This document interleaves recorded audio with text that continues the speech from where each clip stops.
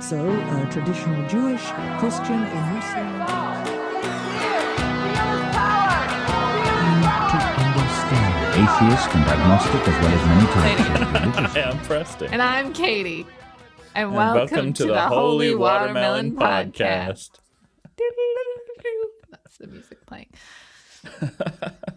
Did you know that Nirvana is not only a cool 90s band, but a state of enlightenment? No way. Totally radical. Nirvana does mean cool, though. Right? So that's pretty awesome. Smells like team spirit up in here. Teen spirit. Oh. We'll get there. Kurt Cobain's just rolling in his grave right now. Nah, he's zen with it all now. I guess. So Buddhism, it's kind of a big complicated thing. They all are. Religion.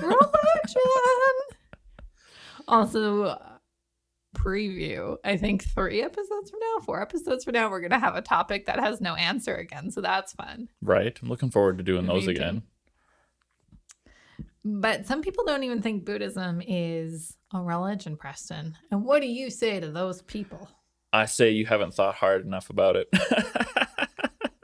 I would have said something saltier, but I think that's exactly the level of salty that matches my feelings on that sentiment. Okay. I just take salty to the extreme. Maybe we should talk about why some people think it's not a religion. Absolutely. It's when we compare it to, say, Christianity, which is a very exclusionary religion. Like there's one God and there's no God but God, and there's this set of canon scripture and nothing else really matters. You compare that to Buddhism, which is very diverse, but also very broad and open and accepting of other ideas. In Japan, most Buddhists are also Confucianists and Shintoists. We'll talk a little bit more about Shintoism later. And in China, most Buddhists are also Confucianists and Taoists. So it's easy to look at it as a school of philosophy, but when you also remember that there's a lot of doctrine about the soul and life after this life and beyond that even, if you're talking about the soul as separate from your current life, that looks pretty religious to me. It does. And it's on a spectrum. But some people think Buddha is divine, and then some people think he was just a guy who had his shit together. So, if you think he's any level of divine, then that falls under religion. For sure. And then I would also argue that, people say Buddhism's a way of life or a philosophy of life. How are other religions not those things either? Right? If your religion isn't your way of life, what are you doing? Showing up on Sunday to put in FaceTime. I mean, a lot of people do exactly that. It's true. But even that, you could argue, is a way of life to show up and put in FaceTime and get something from the community in return. For sure. So, to me, Buddhism is a religion. Yeah, we're going to lump it in with the rest of them in this series. It also has, I have the number somewhere, I think, but has a lot of participants. I can't find the number in my thing. But it is. I remember seeing it in your notes. Near the top, it was just around 500 million. Oh, there it is. I didn't put it in numbers. I put it in words, which is why I can't find 500 million people. So obviously people are getting something out of this. Yeah, absolutely. How did it start, Preston? How? Well, we've got this fella named Siddhartha Gautama. Oh. Buddha is a title rather than a proper name. Christ. Exactly. And it means enlightened or awoke or just woke. And Siddhartha Gautama was a pretty special kid before he became the Buddha. He was born into a royal household in India, Nepal area. And there was this prophecy that was given shortly after or shortly before that he would become a great nation leader if he stayed in the home, or a great spiritual leader if he left the home. And his parents, wanting to preserve their dynasty, said, well, we're just going to keep him in the house. And that worked out great for a while. The OG helicopter parents. Oh, yeah, for sure. They are, totally. And that will become incredibly obvious as we go into further details. Like, he never saw anybody get sick. He never saw anybody die. He never saw poor people out the window. He had whatever he wanted, like food, and they married him off young to someone I presume was quite beautiful, and just like every wish was his command. Yeah, it was pretty great. That, I don't know, if I could live like that, I would feel pretty good about it in the moment. I think you need more Buddhism in your life. But things changed for our guy. Siddhartha Gautama eventually did go for a wander, and he saw all kinds of things that he did not like at all. Like sick, dead, poor. Yeah. Yeah. Exactly. There's a fourth one on that list. And now I have to go through and check off which ones you didn't say. Sick, dead, poor, homeless? And old. Old, that's what. Sick, dead, poor, old. Yeah. And he realized life is suffering. I've been living a lie. And so he walked away from this wonderful life he had at home permanently. Oh, no. Not what his parents wanted for him. Not at all. All right, he was doing what our parents want. Very few of us, I think. I know I'm not. We're producing a podcast on religion. Definitely not what my mom and dad wanted for me. But here we are anyway. Yeah. And we are spreading light and knowledge on things that may or may not affect your day-to-day life. I think it should affect your day-to-day life. I think so, but everybody's different. Right.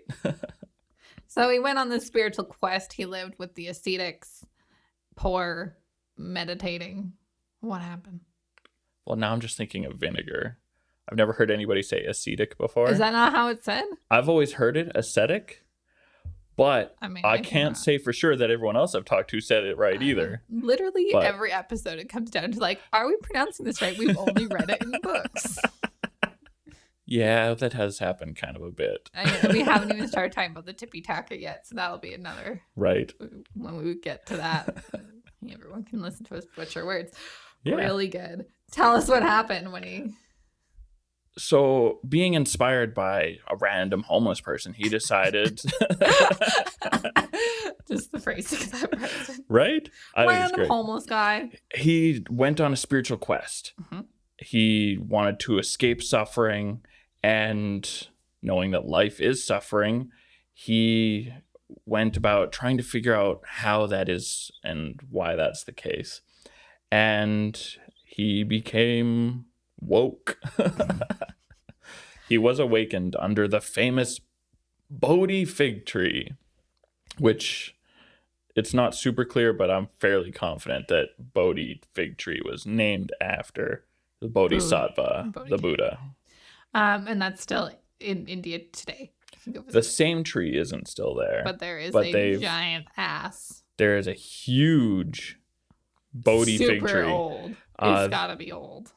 Yeah. But probably not 2,500 years old. It's about almost 2,300 years old. Almost. Okay, then that would put it pretty darn close to it's old. Buddha's time. Pretty close. Time, relatively speaking, it's closer to his time than ours. Yes. So that's points. And so there's a lot of pilgrimage to this newish tree every year.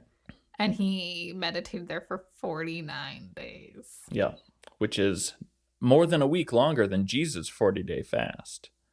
And Jesus spent his time walking around, but the Buddha just chilled out and meditated. So really, who was using more energy during their fast? I mean, we had this conversation.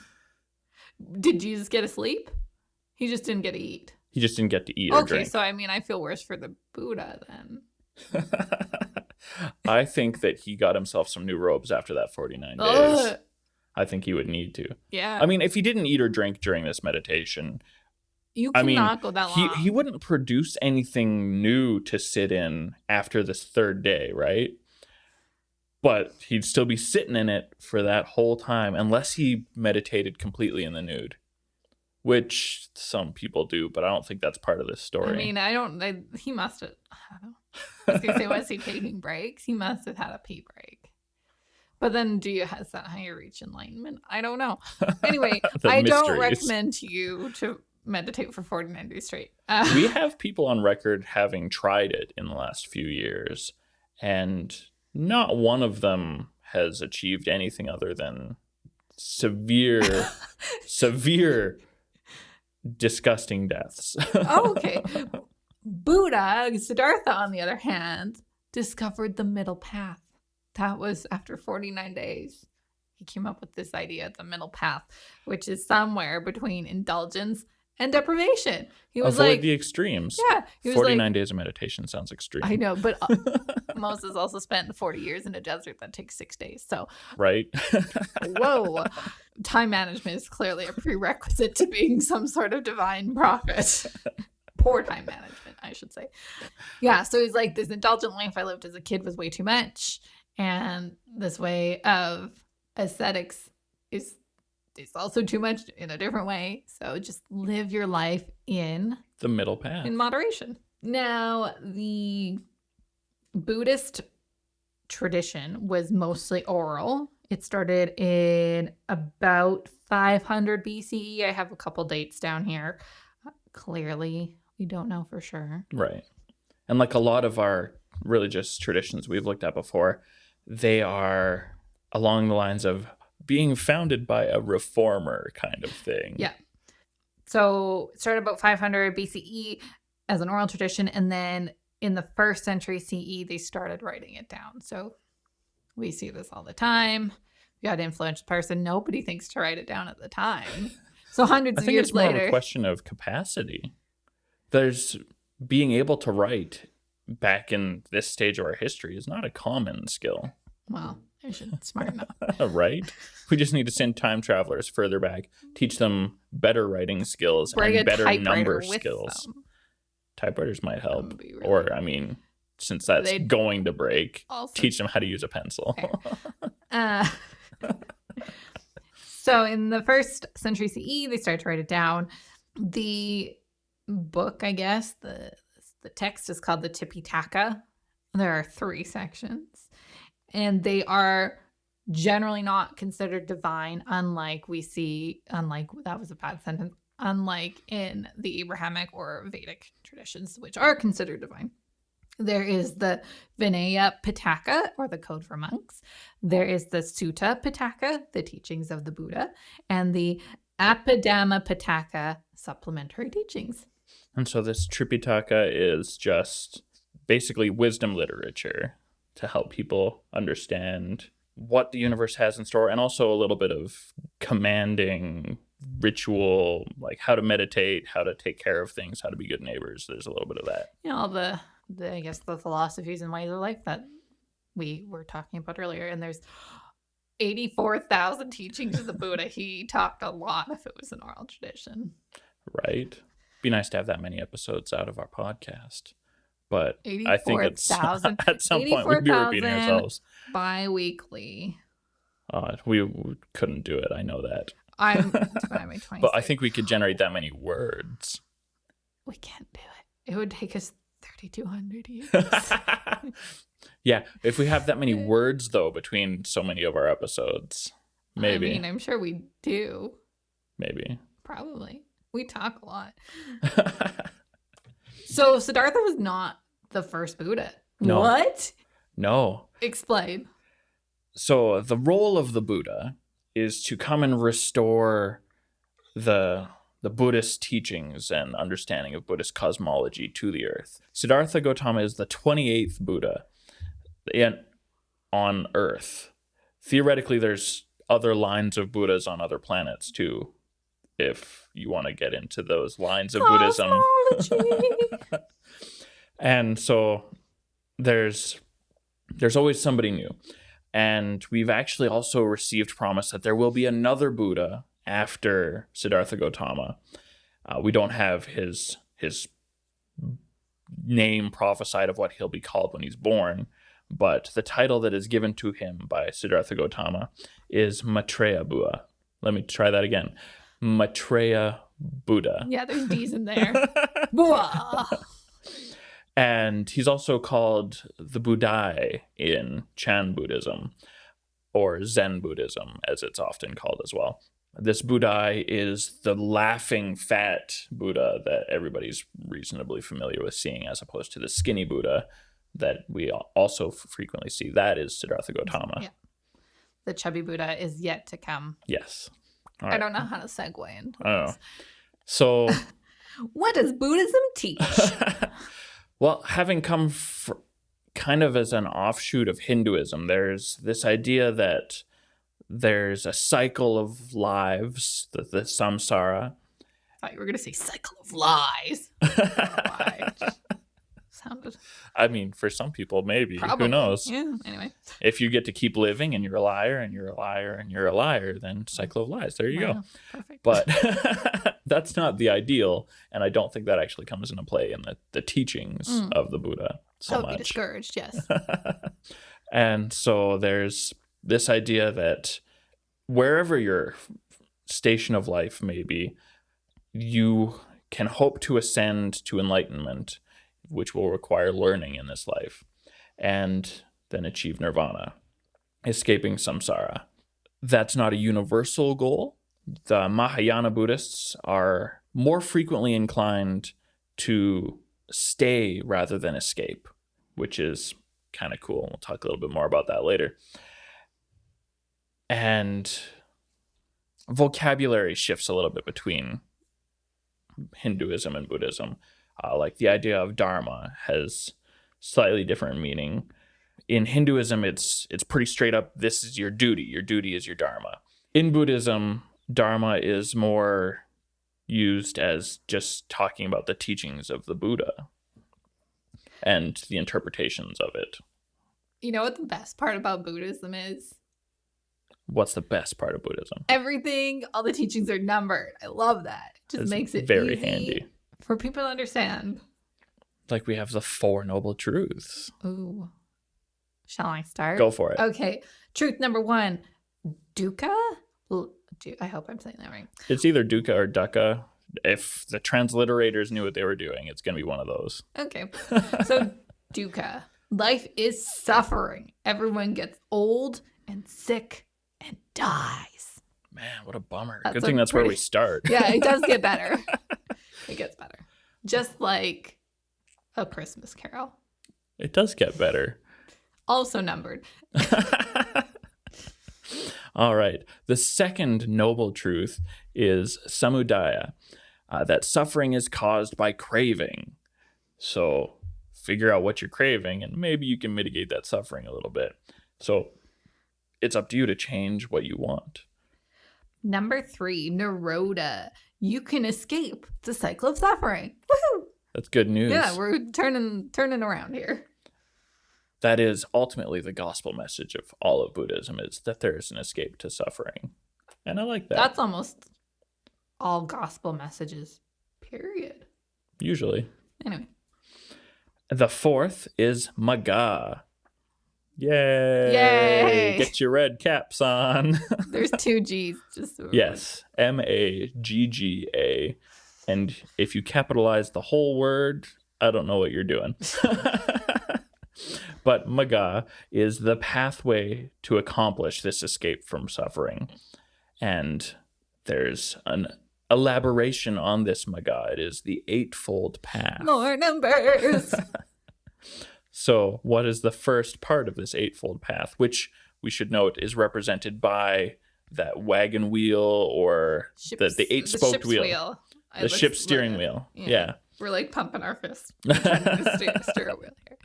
Yay, visual mediums.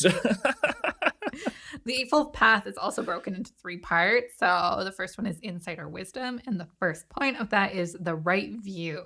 So see the world as it really is, and that our actions have consequences. Super important. I mean, all 8 of these points are super important. That's why they are here where they are. So Weird, it's a like dumb, that useless 10 commentary. Commandments or something. Yeah. All right. So the second part of that insight on the Eightfold Path is right intention. It's important that our motives must be compassionate, that we can't go around being selfish all the time. It's not going to get us anywhere. It's certainly not going to bring us enlightenment. If someone actually says, don't be a dick. Right? Weird. The second section is moral virtue, and the first one in that section is right speech.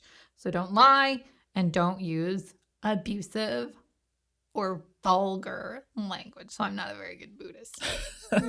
I mean, I don't lie generally, but I do. Use abusive language. I curse more than I should.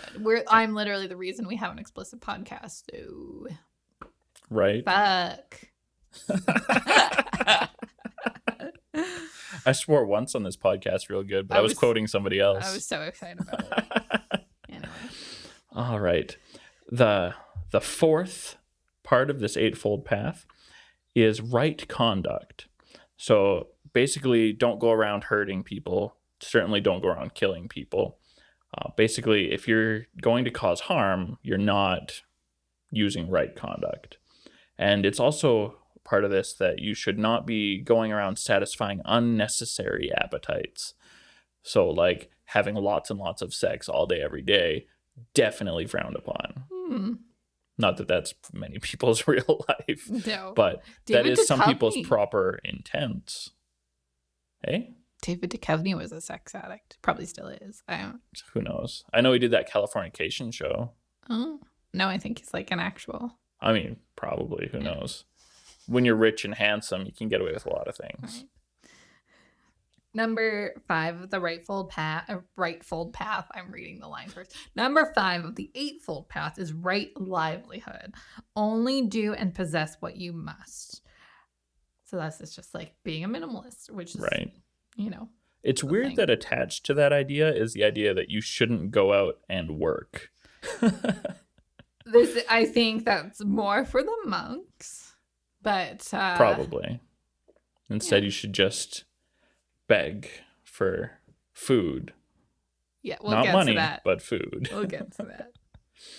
I think that's, I mean, like extrapolating, especially for the average Buddhist, that's probably, where we talk about being worldly, right? If you're working so much that, like, why are you working so hard, right? Why, especially where we are in Canada, why do people work so hard? It's because we try to keep up with the Joneses. And I think that's what this point is trying to say. It's like, Don't work harder than you should be. yeah, there's what, like, yeah, honestly, like what for? Right. All right. Point number 6, beginning into the third bracket of this eightfold path, which is meditation. Point number 6 is right effort. Do not strain yourself unnecessarily. What was I just saying? Right?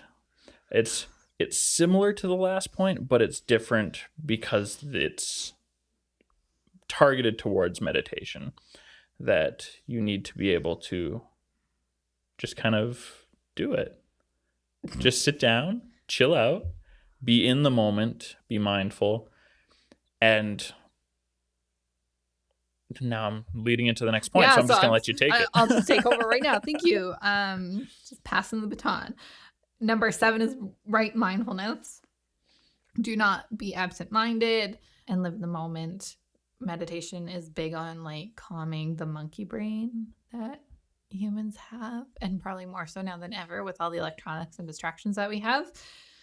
Yeah, so just be in the moment and focus on what's at hand and clear your mind of everything else. And when other thoughts come into your mind, Squash them. no, that's not right No. at all. That's the opposite of Zen. Oh. No. The way I was taught to meditate when I was in university was that when thoughts come into your mind, you can acknowledge them, but don't grab onto them. Just let them float on by. I feel like I'm being really dramatic today. A little bit, but that's okay. I just miss humans. Right? This pandemic sucks. And the 8th spoke on this wheel of the Eightfold Path is right meditation, called samadhi, which is that you must control your focus to gain insight. So when distracting thoughts come to your mind, you have to be able to let them go.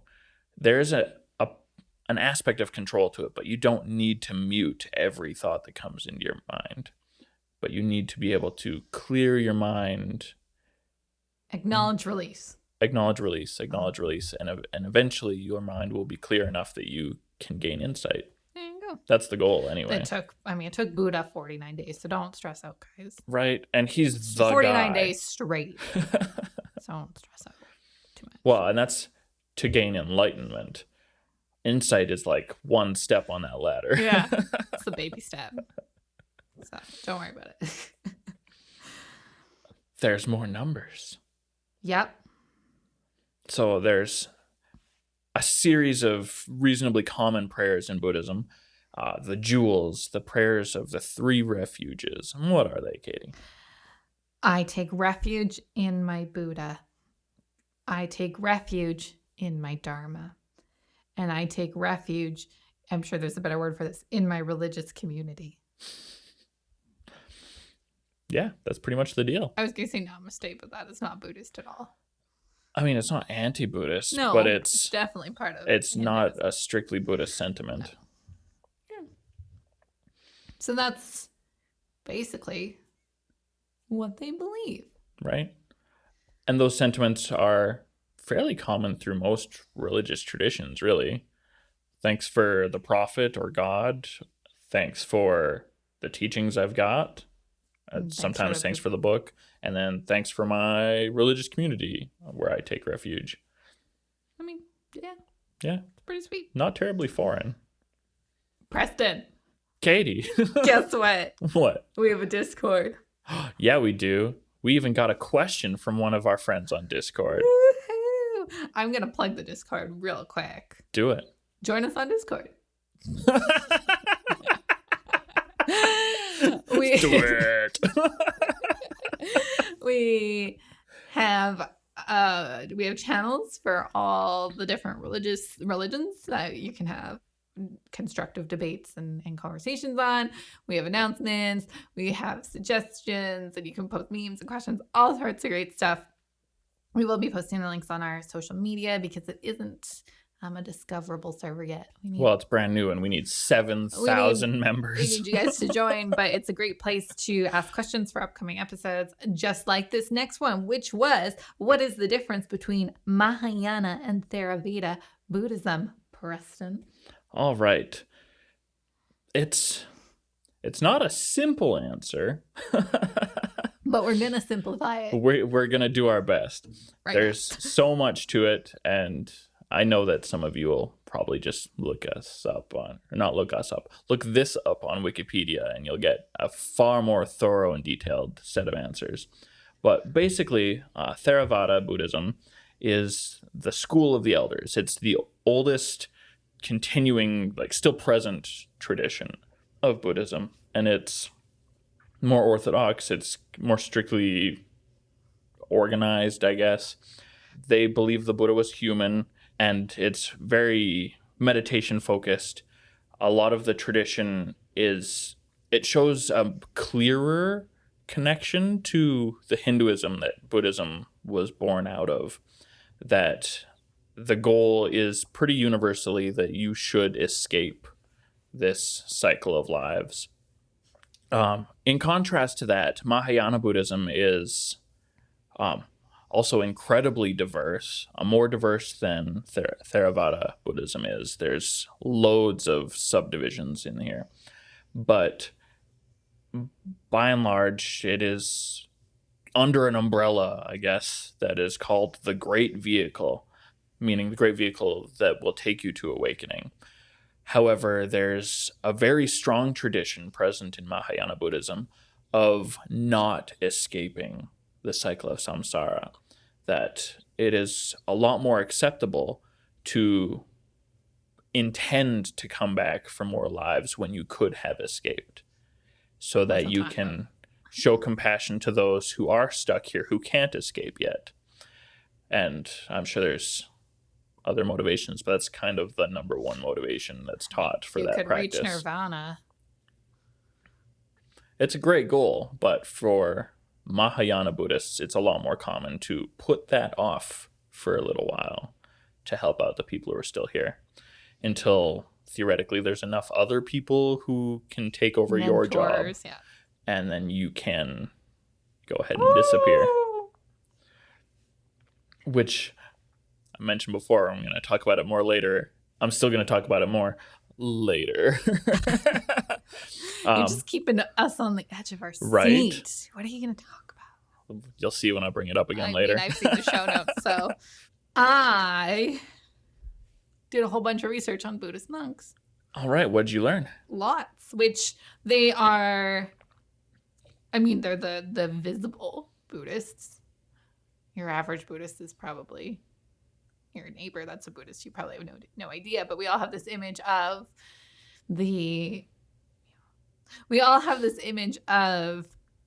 like the orange or red, I want to say cloak, that's robes. Robes is the word you're after for sure. Robes and shaved head, and as you know what a Buddhist is. So the term is actually bhikkhu, which means beggar or one who lives by alms. So if you're a Buddhist monk, you spend most of your time begging and studying. You can be a male or female Buddhist monk. Buddhism is far more egalitarian than Hinduism. There's no caste system, and men and women are viewed completely equally in Buddhism. So you can be a female Buddhist monk as well. And you can start real young. Some parts of Buddhism will ordain you as early as 6 years old as a monk, which is kind of cool. Some of them you have to be like you have to be an adult, like 18 or 20. But right. You can be a 6-year-old Buddhist monk.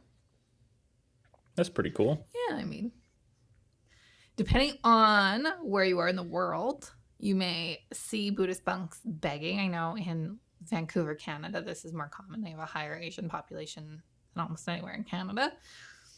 So you can definitely see Buddhist monks begging in Vancouver, and I'm sure there's places in the States as well. And obviously, if you go to predominantly Buddhist countries, you will see this. They are not begging for money. Do not give them money. They will literally have to dump it on the ground. It is a waste of your money. They are begging for food. Please go buy them a sandwich. That's not a complete waste of your money, but you do need to know that your money's not going where you think it is. They're dropping it on the ground and someone else is picking it up. Yeah. Maybe someone who needs it. Maybe the person doesn't. They are not allowed to ask for anything, so they won't tell you that they can't take your money and that they would really rather have a sandwich. or a burger or whatever. So just if you ever see one and you're like compelled to give, instead of donating that money to them, go to the nearest Subway, buy them a sandwich. So you say burger, but you and I both know that an awful lot of Buddhists are vegetarians. That is true. But if you're begging for beggars can't be choosers, I don't actually know how that works. If you have the means to get them a vegetarian dish, then they would appreciate that. They have a lot of rules to live by. I believe I wrote down the number 149. That number isn't in my brain, but I don't see it in my notes. But they have a whole bunch of rules to live by, which I'm not going to get into because there are a lot of them. But there are 5 rules, more numbers, that are common throughout Buddhism, not just for bhikkhu. Number 1, refrain from harming living beings. This goes back to our vegetarian comment. Number 2, refrain from taking which is not freely given. So again, they can't ask for something. Number 3, refrain from sexual misconduct. Don't be a rapist. Don't be a rapist. Good advice. Number 4, refrain from wrong speech, such as lying, idle chatter, malicious gossip, or harsh speech. Again, Katie is not the best Buddhist. And number 5 is refrain from intoxicating drink and drugs, which leads to carelessness. So the distinguishing feature of Buddhist monks that I spoke of when I started talking about this was bald. And I learned a new vocabulary word. They practice tonsure, or the shaving of the head for religious reasons. Play that in Scrabble. So It'll is probably get- tonsure shavedness or the act of shaving? I think it is the state of being shaved, Okay. not just the act of shaving. Okay. I think Buddhist monks are basically the only people who do it now, but this was also common in medieval Christian monks. Friar Tuck. Yeah. Friar Tuck is famously bald in the crown of his head. Yeah, so that's which another example of tonsure. I always think that's so funny that so many Christian monastic orders require baldness when the Bible that they spend all of their time studying, because I mean you don't have a whole lot of time for other things in these monasteries, tells you not to do that. I mean, Jesus was a hippie. He would have looked like one for sure. Yeah. And that's your Buddhist monk. Who's the most famous Buddhist monk? All right. So I got two that come to mind. Thich Nhat Hanh is actually super popular. He's on Oprah occasionally. And you know who else was on Oprah? The Dalai Lama. What? Was he? Oh, I assume sure. so. I don't know. Sure. I haven't I'm Googled that. Sure. But the Dalai Lama, he's a fellow that I've alluded to a couple of times. This is what it's been building up to. This is the climax of the episode. I hope it lives up to. So the Dalai Lama is hugely popular. He's revered outside of his religion. He's made a huge effort to be recognized outside of Tibetan Buddhism, which is a subset kind of Mahayana Buddhism. So he's basically the leader of Tibet, which of course is a nation that no other country honors as being its own nation, because everybody's like, yeah, I just don't want China to be pissed at me. So every now and then you'll see a Free Tibet protest, but no country is willing to say, yeah, Free Tibet on any official statement. It's like Israel-Palestine. Right, except not as complicated. It's straight up, China said Tibet's ours now, and we're not letting it go, and it's not going to change. Israel-Palestine is a much bigger conversation that we will have later. So the Dalai Lama is a title. It means big master. And he is, like I said, the head of state of Tibet. The current Dalai Lama is titled the 14th Dalai Lama. He's been continually going through this samsara cycle since, well, forever. He's had 74 incarnations since the time of Siddhartha Gautama.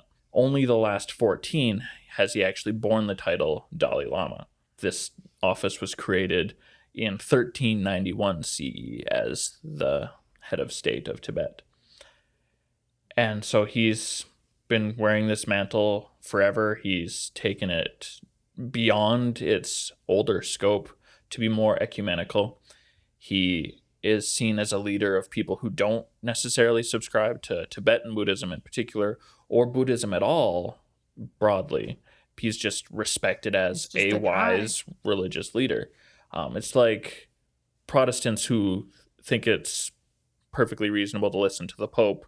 You've got people who aren't Buddhists at all listening to the Dalai Lama because he's got wisdom to share. And he's an incredibly compassionate person, which is pretty awesome. And I think that's really a big part of what makes him so popular. So people like nice people. Right? He's easy to like. Unfortunately, the Chinese government is, not super friendly to Tibet and its attempt to be freed from Chinese rule. And so it's become very obvious that they will interfere in the selection of the next Dalai Lama, which is a thing that happens whenever the current Dalai Lama dies. They go out looking for him again. It usually takes a little while. You have to wait for the appropriate amount of time to say, yes, he has been born, and then a further amount of appropriate time to say that he has grown enough that we could recognize him when we go looking. So the Chinese government, it's public knowledge. They're going to interfere in this process. So the Dalai Lama is currently on the fence, at least when he speaks publicly. He's presenting it as though he's on the fence on whether or not he will come back. So the Dalai Lama said a few years ago in an interview that he was going to make a decision with others in council when he's 90. So we've got until 2025 to wait. And I mean, presumably this guy could live to be 100. He's incredibly healthy. Because he doesn't eat meat or say mean things about people. Right? But he is also an enemy of the state of China. So he's managed to avoid what I can imagine are probably a few assassination attempts, but I haven't looked it up. But if you're an enemy of such a powerful government, there's probably been attempts. But he's still alive, which is impressive. But after more than 70 incarnations since the time of Siddhartha Gautama, he is finally considering calling it quits and not coming back anymore and going and enjoying nirvana. What would that mean for Buddhists worldwide? Hypothesize. Well, worldwide, he's not really a religious leader to most Buddhists. He's just a revered, wise dude. Just like me. I'm kidding.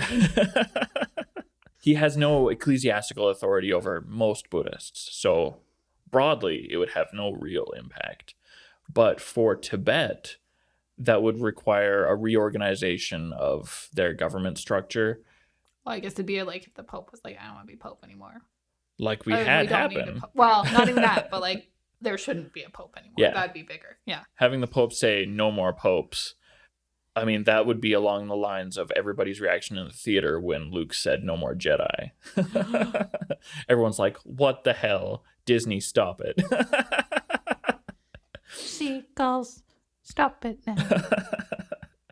I love that. It's ridiculous project. So they, yeah, I guess Tibet's going to have to figure something out. Yeah.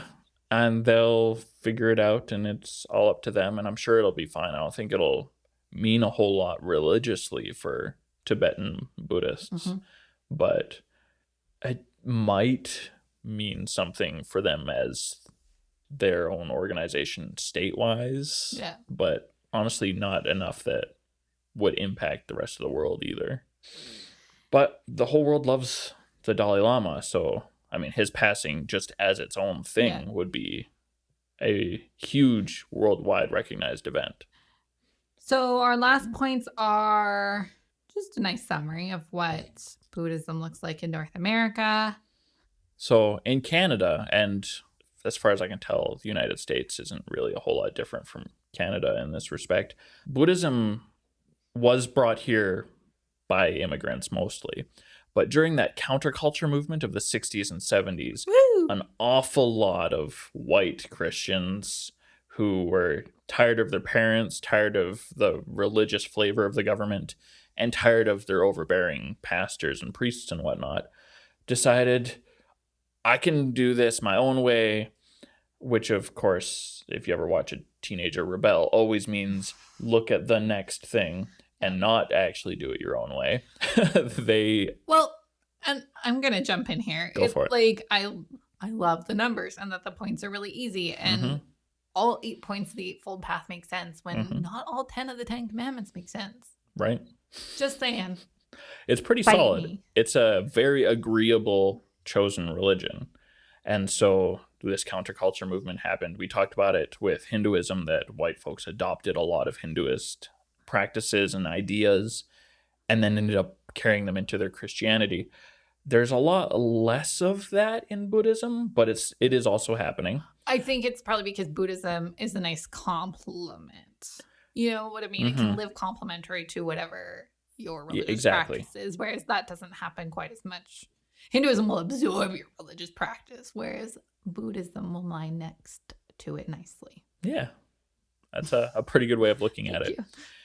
And so with all of these, both immigrant and multi-generational at this point, Buddhists and these counterculturalist white people who have adopted Buddhism, And also others who have just looked at it not in a rebellious way, but just as this is good. I want it. Yeah.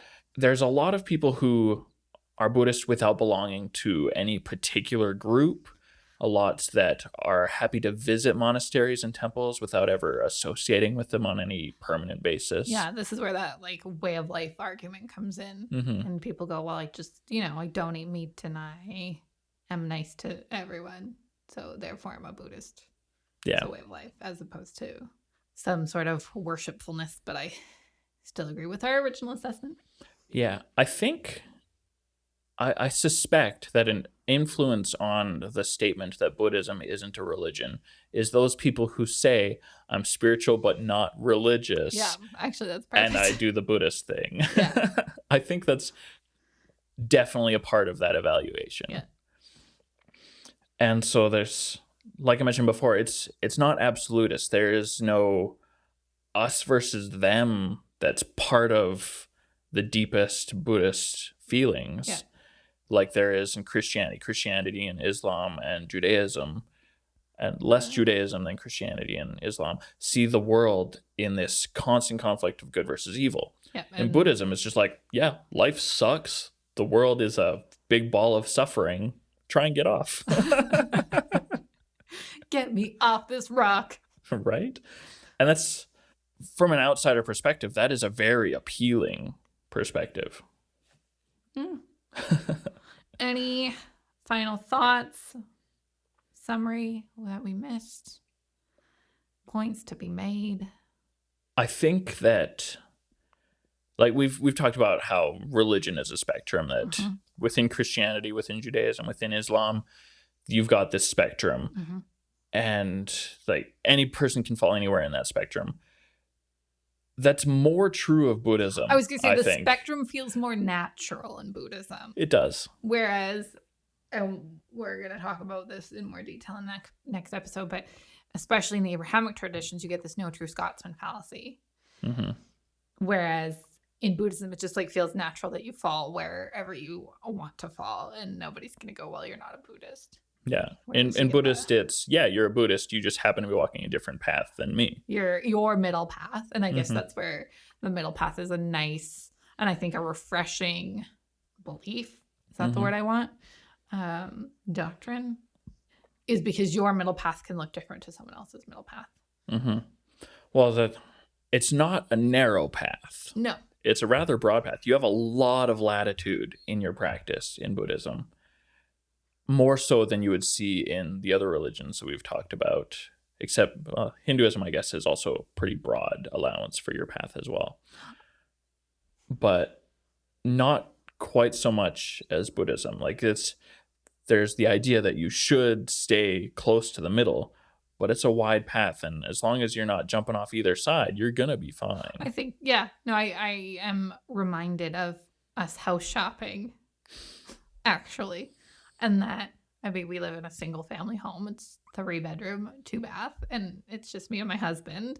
So some might argue that it's too much, and maybe it is, but we actually reduced our budget halfway through the shopping because we realized what we were looking for was too much. And that was us, bringing it from this idea of excess to something more moderate, right? And so, that might look different from someone else's house shopping, but I think that's a good example of the middle path.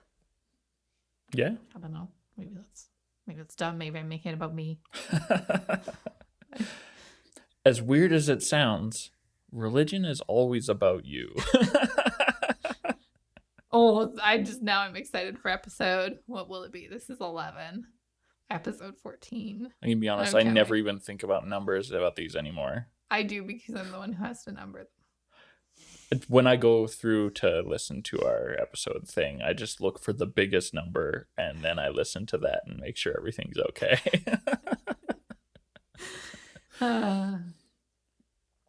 Cool. Well, I hope you learned something about Buddhism. It was always one of my favorites in school because it was just so moderate. There's so much to learn. Yeah. It's fascinating. And you can take it in whatever direction you want to take it. You can be super orthodox and religious with it, or you can just not eat meat and be a little hippy-dippy with it. Yeah, or you can look at the whole thing from the outside as just a religious sociologist or anthropologist. Yep. Which is, I've actually started writing that on my resume now instead of saying I took religious studies. No, I took religious sociology or religious anthropology, because when I say religious studies, people are like, what good is theology going to do you in this? Like, it's not I'm theology. like, I mean, yes, I also studied theology, but that's not what this is. I know. Whenever I say I have an interest in religious studies, people are like, I didn't know you were religious. I'm like, I'm not. You don't need to be religious to study religious studies. Yeah. So that's why I say sociology or anthropology instead of studies. I like that. Well, everyone, you can find us on Discord now. Join us, join the conversation, have conversations with other listeners. We are on Facebook and Instagram. At Holy Watermelon Pod. I forgot what our handle was. That's terrible. You're the one who created it. I know. Yep. So Instagram, Facebook, Holy Watermelon Pod, holywatermelonpod@gmail.com. Or please come check out our Discord and let's continue this conversation. Until next time, peace be with you. Salvation for By the late Middle Ages, the Christian prophecy had fulfilled itself. God is near.